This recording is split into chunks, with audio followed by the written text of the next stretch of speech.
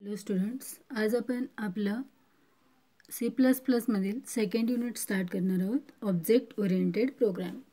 First युनिटमध्ये आपण basic C++ आणि ऑब्जेक्ट ओरिएंटेड प्रोग्रामिंगचे कन्सेप्ट्स बघितलेले आहेत. आता ऑब्जेक्ट ओरिएंटेड प्रोग्रामिंगचे कन्सेप्ट्स आपण इन डिटेल सेकंड युनिटमध्ये बघणार आहे.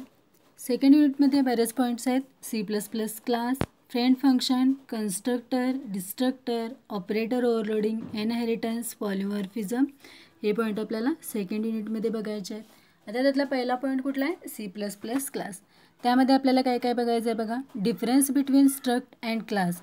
तुम्हाला स्ट्रक्ट कीवर्ड माहिती आहे आणि क्लास पण कसा डिक्लेअर करायचा माहिती आहे.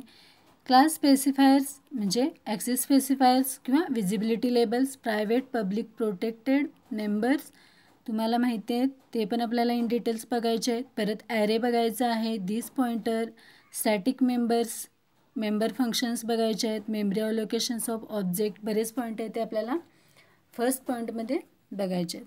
आता पहिला पॉईंट कुठला आहे याच्यामधला? Difference between struct and class आपण बघूयात. सेकंड युनिटमधला first point, difference between struct and class. Struct म्हणजे काय? स्ट्रक्चर. अँड क्लास तुम्हाला माहिती आहे की स्ट्रक्ट कीवर्ड कसं वापरायचं आहे ते सांगितलेलं आहे मी. Struct keyword user define data types आणि क्लाससुद्धा आत्तापर्यंत झालेल्या प्रोग्राममध्ये आपण काय केलेलं आहे? ॲज अ क्लास डिक्लेअर केलेला आहे. काय? User define data type. आता स्ट्रक्ट आणि क्लासमध्ये डिफरन्स बघूया. In C++, a structure is the same as a class except for a few difference. The most important of them is security. A structure is not secure and cannot hide its implementation details from the end user, while a class is secure and can hide its programming and designing details. म्हणजे काय? Structure काय करतं आहे? Structure आणि क्लासमध्ये main difference कुठला आहे? Structure security provide करत नाही, पण क्लास काय करते? सेक्युरिटी प्रोव्हाइड करते.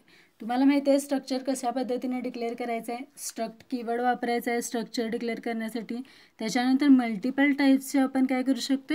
डेटा टाईप्स घेऊन व्हेरिएबल डिक्लेअर करू शकतो आहे. व्हेरिएबलला व्हॅल्यू असाइन करू शकतो आहे कुठं? स्ट्रक्टमध्ये. क्लासमध्ये आपण काय करू शकतो आहे? मल्टिपल्स मेथड्स घेऊ शकतो आहे, व्हेरिएबल्स घेऊ शकतो आहे, कन्स्ट्रक्टर कॉल करू शकतो आहे. आणि क्लास कसा कॉल होणार आहे? As a object. Main difference कुठला आहे? स्ट्रक्चर काय करत नाही? सेक्युरिटी प्रोव्हाइड करत नाही, पण क्लास काय करते? सेक्युरिटी प्रोव्हाइड करते. पहिलं काय बघा difference. Member of the class are private by default and member of struct are public by default. म्हणजे क्लासचे मेंबर्स काय असणार? मेंबर म्हणजे कुठले? Data members. म्हणजे तुम्ही जे व्हेरिएबल डिक्लेअर करताय ते काय येणार आहेत क्लासमध्ये? बाय डिफॉल्ट प्रायव्हेट असतात. आणि जे तुम्ही ॲज अ स्ट्रक्टमध्ये तुम्ही डेटा मेंबर्स घेताय ते काय असणार आहेत? बाय डिफॉल्ट पब्लिक असणार आहेत. आता एक्झाम्पल बघूया. जर स्ट्रक्टमधले डेटा मेंबर्स कसे ॲक्सेस होतात आणि क्लासमधले डेटा मेंबर्स कसे ॲक्सेस होतात बघा. First example, class test. मी काय केलेलं आहे? Int x. मी इथं काय केलेलं नाही? ॲक्सेस स्पेसिफायर दिलेले नाहीत. ॲक्सेस स्पेसिफायर कुठले कुठले आहेत? प्रायव्हेट, पब्लिक आणि प्रोटेक्टेड. मी काय केलेलं नाही? कोणताही इथं डेटा टाईप मेन्शन केलेला नाही आहे. मेनमध्ये मी काय केलेलं आहे? टेस्टचं काय केलेलं आहे? टी ऑब्जेक्ट क्रिएट केलेला आहे आणि जो मी डेटा मेंबर दिलेला आहे तो मी कॉल केलेला आहे t.x = व्हॅल्यू मी असाइन केलेली. आता काय म्हटलेलं आहे? फर्स्ट डिफरन्सेस काय येणार आहे? क्लासचे डेटा मेंबर्स बाय डिफॉल्ट काय असतात? प्रायव्हेट असतात. प्रायव्हेट असतील तर आउटसाईड क्लास आपल्याला ते ॲक्सेस करता येतील काय? नाही. म्हणून मला काय झाला? एरर आला. Compile time error because x is private. मला काय झालं? एरर आला. आता तेच मी स्ट्रक्टमध्ये वापरलं तर, कारण स्ट्रक्टचे डेटा मेंबर्स बाय डिफॉल्ट काय असणार आहेत? पब्लिक असणार आहेत. आणि पब्लिकचा अर्थ काय आहे? Easily access to outside. आता बघा इथं क्लास स्ट्रक्ट. मी इथं डेटा टाईप घेतलेला आहे इंट एक्स. मी काय केलेलं आहे?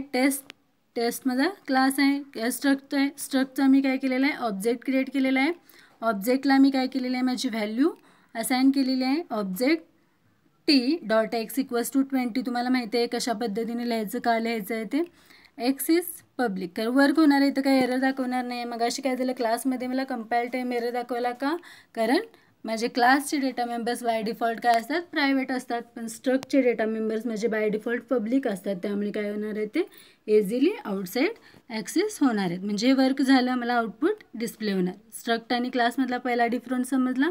सेकंड आहे, when deriving a struct from a class, default access specifiers for a base class, म्हणजे काय, derived class आणि base class असेल तर काय होणार आहे, public, and when derived class default access specifier is private. म्हणजे काय बघा,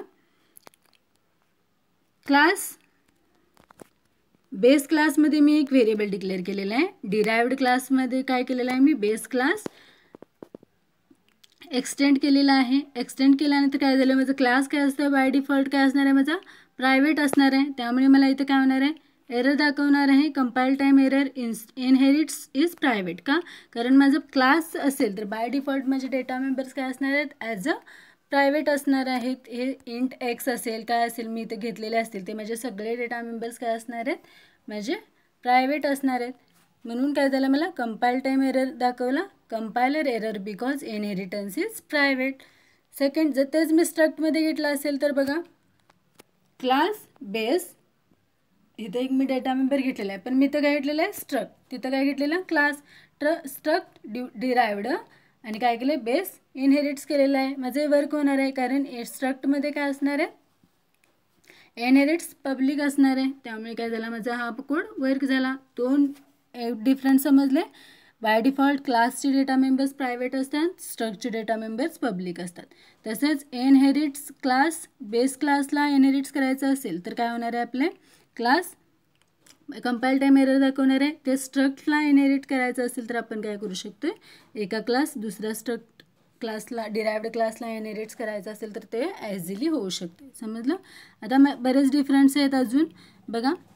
class are of reference type आणि struct are of value type. जे रेफरन्स टाईप म्हणजे काय, क्लासमध्ये काय करतोय आपण, ऑब्जेक्ट क्रिएट करतोय, स्ट्रक्टमध्ये आपण काय करू शकतो, व्हॅल्यू टाईप डेटा इन्सर्ट करतो. All the reference types are allocated to heap memory. Heap memory म्हणजे काय आणि स्टॅक मेमरी म्हणजे काय, हे मी तुम्हाला नेक्स्ट लेक्चरमध्ये सांगणार आहे. आपल्याला हे दोन्ही पॉईंट इन डिटेल्स बघायचे आहेत. All the value type are allocated as stack memory. Allocation of large reference type is cheaper than allocation of large value type. Allocation and deallocation is cheaper than value type and compared to reference type. म्हणजे काय होणार आहे, reference type म्हणजे जे तुम्ही जो क्लासला, ते ज्या क्लासमध्ये जे तुमचे डेटा असणार आहे तो कशा थ्रू कॉल होणार आहे, ऑब्जेक्ट थ्रू. त्यामुळे काय होणार आहे, ते रेफरन्स टाईप असणार आहे. आणि नेक्स्ट कुठला आहे, व्हॅल्यू टाईप. व्हॅल्यू टाईपमध्ये काय होणार आहे, तुमचे स्ट्रक्ट थ्रू तो आपल्याला व्हॅल्यू टाईप आपण डेटा स्टोअर करून ठेवणार. Class has a limitless features आणि struct has a limited features. तुम्ही एखाद्या प्रोग्राममध्ये मल्टिपल क्लास डिक्लेअर करू शकताय, म्हणजे मल्टिपल ऑब्जेक्ट्स क्रिएट करू शकताय, पण स्ट्रक्चरमध्ये तसं नाही आहे. म्हणजे काय झालं, class has a limitless features. Class is generally used in large program. Struct are used in smaller program. म्हणजे तुम्हाला मोठ्या प्रमाणात म्हणजे जास्त मोठा प्रोग्राम लिहायचा असेल तर आपण काय करू शकतो, लार्ज काय करू शकतो, क्लास डिक्लेअर करू शकतो मोठ्या प्रोग्रामसाठी. Class can content constructor and destructor. Structure does not content constructor and destructor. आता कन्स्ट्रक्टर म्हणजे काय आणि डिस्ट्रक्टर म्हणजे काय, हेही आपल्याला इन डिटेल्स बघायचं आहे. मी सिलेबसमध्ये सांगितलेलं आहे. सेकंड युनिटमध्ये आपल्याला काय काय पॉईंट्स बघायचे आहेत. कन्स्ट्रक्टर आणि डिस्ट्रक्टरसुद्धा पॉईंट आपल्याला इन डिटेल्स बघायचे आहेत. त्यामध्ये मी तुम्हाला सांगेल की नेमकं कन्स्ट्रक्टर काय वर्क करते आणि डिस्ट्रक्टर कशा पद्धतीनं वर्क करते. आता इथं फक्त लक्षात घ्या की क्लास काय करतोय, कंटेन्स कन्स्ट्रक्टर अँड डिस्ट्रक्टर हे करू शकतोय, पण structure can not content constructor and destructor. आता स्ट्रक्ट तुम्हाला माहिती आहे, मी स्ट्रक्चर युनियन सगळं शिकवलेलं आहे, त्यामुळे ते तुम्हाला कन्सेप्ट माहिती असल्या पाहिजेत. जरी माहिती नसल्या तरी तुम्ही मागच्या ज्या लेक्चरमध्ये आपण स्ट्रक्चर शिकलेलं आहे तो लेक्चर तुम्ही बघू शकता. Class used new keyword for creating instance.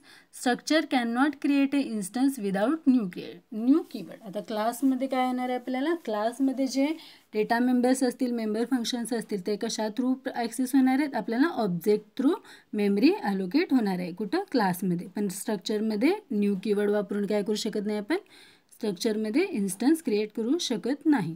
Next कुठला आहे, a class can inherits from another class. म्हणजे एक क्लास आपण दुसऱ्या क्लासला काय करू शकतो, इनहेरिट करू शकतोय, पण a struct is not allocated to inherits from another struct or class. म्हणजे एक स्ट्रक्ट आपण दुसऱ्या स्ट्रक्चरला काय करू शकत नाही, इनहेरिट्स करू शकत नाही, किंवा एक स्ट्रक्ट दुसऱ्या क्लासला सुद्धा काय करू शकत नाही, इनहेरिट्स करू शकत नाही. The data member of A class can be protected.